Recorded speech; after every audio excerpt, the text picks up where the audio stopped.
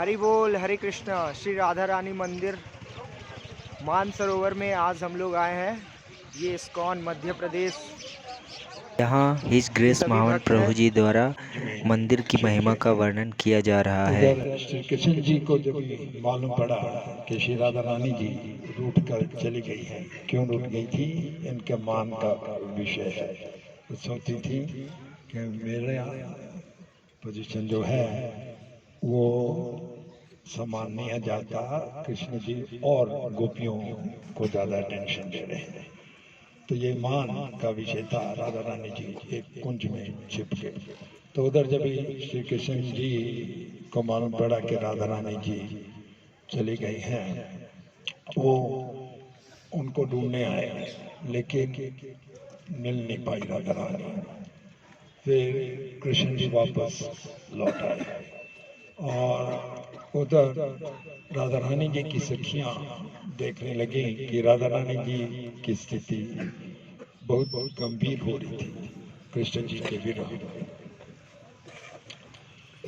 तो सखियां जाके श्री कृष्ण जी को कहने लगी कि राधा रानी आपके विरह में बहुत ही उदास है, बहुत विरह कर रही है, आप जाकर उनको मिले। तो सखियों के साथ श्री कृष्ण जी आए जहाँ राधा रानी थी, लेकिन राधा रानी बहुत क्रोध में थी। मेरी क्या जरूरत है, जाओ उसी के पास जाओ, चंद्रावली या जो भी गोपी है मेरी राइवल, आप उसके पास जाओ। फिर राधा रानी कहा, काले लोगों का काला हृदय होता है, काले लोगों का काला हृदय होता है, आप बाहर से भी काले मन से भी काले। राधा रानी का मान है क्रोध में ऐसे। जाओ जाओ जाओ यहाँ से। श्री कृष्ण जी को छोड़ना पड़ा राधा रानी और वापस आ गए। उतने में गोपियों ने, सखियों ने देखा कि राधा रानी जी हालांकि इतने कठोर वचन तो बोले, एक्चुअली वो प्रेम के ही वचन थे, कठोर वचन नहीं थे। तो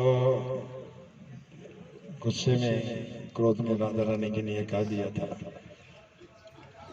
लेकिन सखियों ने अनुभव किया कि राधा रानी तो बहुत ही विरह में है। हरि बोल। राधा रानी तो विलाप कर रही थी। सच में देखा जाए वो नहीं चाहती थी कि कृष्ण जी चले जाए। सखियों ने जाकर कृष्ण जी को बताया कि राधा रानी तो बहुत विलाप कर रही है, आपको अभी आना होगा। सो कृष्ण जी आए फिर से वापस। तब तक राधा रानी जी का मान या क्रोध शांत हो चुका था और दोनों श्री कृष्ण जी और राधा रानी जी का फिर अंतरंग लीला यही सरोवर में हुई। और उस समय श्री कृष्ण जी ने समझ लिया कि मुझसे त्रुटि हो गई, मैंने राधा रानी को निगलेक्ट कर दिया। तो जयदेव गोस्वामी जी, हम सब ने सुना है, उन्होंने प्रसिद्ध गीत गोविंद लिखी है। जगन्नाथपुरी में हर रात को गीत गोविंद सुनाई जाती है। तो उसी गीत गोविंद में जयदेव गोस्वामी जी ने एक बहुत सुंदर श्लोक लिखा है। तो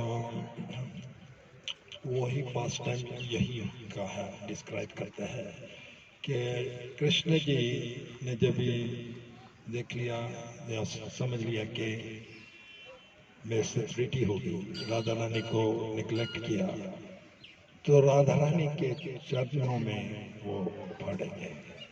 यही गीत गोविंद में आता है।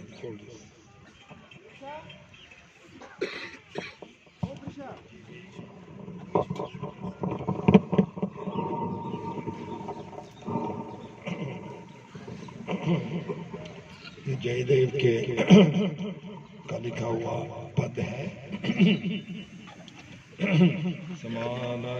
समानगलखण्डनं मम शिरसे मुण्डनं देहि पादपल्लवं उदारम्। ये कृष्ण जी कहते हैं राधा रानी को, और ये बहुत सुंदर तस्वीर भी है। यहाँ वर्णित है, एक बिल्डिंग में लगाई हुई है ये तस्वीर, पर आप ये बुक्स में भी देख सकते हैं। राधा रानी जी के चरणों पर शीश लगा रहे हैं श्री कृष्ण जी। बाद में आप बुक्स में अच्छी तरह से देख सकते हैं। तो जयदेव गोस्वामी जी, आप सबको मालूम है, एक महान भक्त थे। उन्होंने गीत गोविंद लिखी, तो एक पद, यही पद जो है उन्होंने लिखा। फिर उन्होंने सोचा ये मैंने क्या लिख दिया कि राधा रानी के चरणों पर भगवान शीश अपना था। उन्होंने सोचा ये ठीक नहीं होगा, और लाल शाही से वो पद कैंसिल कर दिया, और अपनी पत्नी, उसका नाम था पद्मावती, पद्मावती से कहा कि मैं अभी स्नान कर कर जाने जा रहा हूँ, तो प्रसाद क्या रखना, स्नान करने के बाद मैं प्रसाद ग्रहण करूँगा। ऐसा कहकर वो चली गई। और इतने में एक व्यक्ति जिनका रूप बिल्कुल जयदेव जैसे था आए वहाँ पे, और उसको कहने लगे पद्मावती को मुझे प्रसाद दो। तो पद्मावती ने उसको प्रसाद खिलाया। फिर वह व्यक्ति जयदेव के कक्ष में चले गए,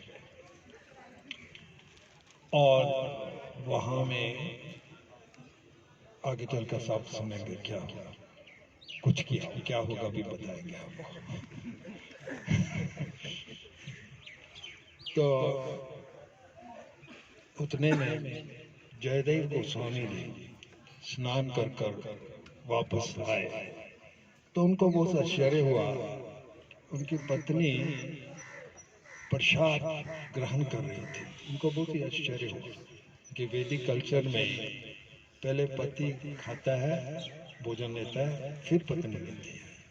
पत्नी यह व्यवहार है, पति जब तक नहीं ग्रहण करे तब तक नहीं लेती। उनको बहुत आश्चर्य हुआ पद्मावती को, उसको जयदेव को, कि मेरी पत्नी खा रही है, मैं तो दिखाया नहीं। तो उसको कुछ न कहा, पद्मावती मुझे बहुत भूख लगी है, क्या व्यवस्था है? तो स्वामी जी अभी तो मैं आपको खिला कर हटी हूँ, अभी तो आपने खाया है पूरा। तो जयदेव ने सोचा ये बड़ी रहस्यमय बात है, ये कैसे है? तो अपने कक्ष में गए। कक्ष में यही श्लोक जो कृष्ण जी ने यहाँ बोला था राधा रानी के लिए, कृष्ण जी ने राधा रानी के चरण अपने सिर,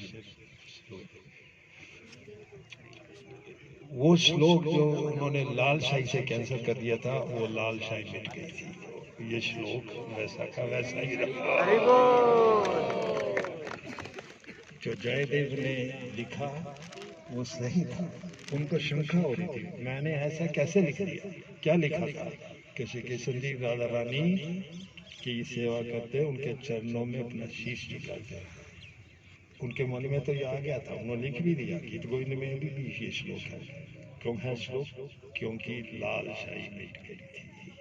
तो ये मतलब कि ये श्लोक सही है।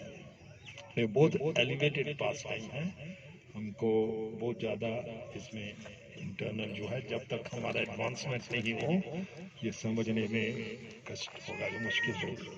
पर ये एक्चुअल पास टाइम ऐसा हुआ।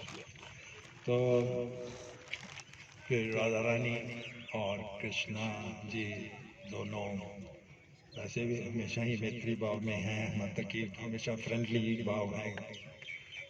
दिखावट के लिए राधा रानी मान करती है कभी कभी, लेकिन उनका प्रेम जो कृष्ण से अटूट है।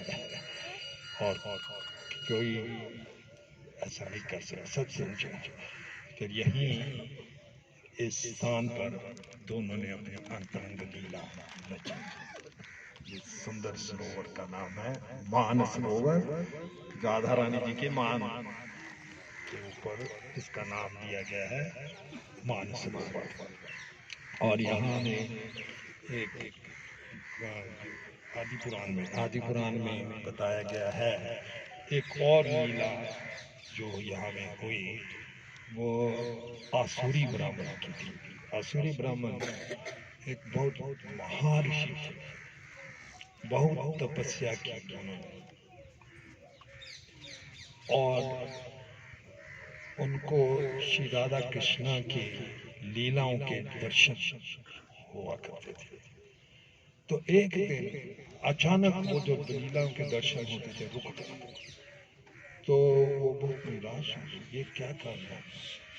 तो वो गए सब जगह में, श्वेत द्वीप में और कई अन्य स्थानों में गए कारण ढूंढने के लिए, क्यों ये दर्शन रुक गए जो मेरे को दर्शन इतने आ रहे थे। तो फिर कहीं और से भी उनको कोई सहयोग नहीं मिलते हुए अंत में वो कैलाश पहुंच गए, महादेव के पास पहुंच गए और उनको जाकर अपनी पूरी स्थिति समझाई। इतने सुंदर दर्शन हो रहे थे राधा कृष्ण के, अचानक ही दर्शन रुक गए। अभी मैं वो कहाँ है लीला, क्या लीला हो रही है, कुछ नहीं समझ पाता। तो महादेव ने कहा चलो हम जाएंगे। कहा महादेव को मालूम था कि थोड़े ही समय बाद श्री कृष्ण जी की जो महारास लीला है वो शुरू होने वाली है इस धरती पर। सो उन्होंने शिव जी ने कहा कि चलो हम चलेंगे धरती पर कैलाश से और वहाँ में ये रस लीला के दर्शन करेंगे। तो दोनों शिव जी और ये आसुरी ब्राह्मण यहाँ में आए।